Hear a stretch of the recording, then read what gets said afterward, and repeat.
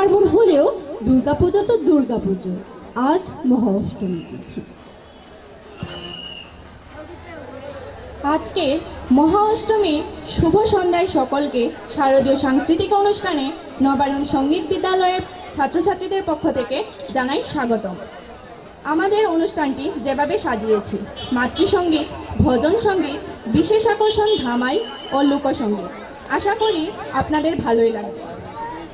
আজকের এই অনুষ্ঠানে যারা অংশগ্রহণ করছে তারা হলো পপি, জেমি, মধুমিতা, মৌসুমী, ইতি, পৃথা, কৃষ্ণা, রিয়া, পূর্ণতা, অন্তর, জয়, রাখি, মৌ, বিউটি, অর্পা এবং প্রিয়া।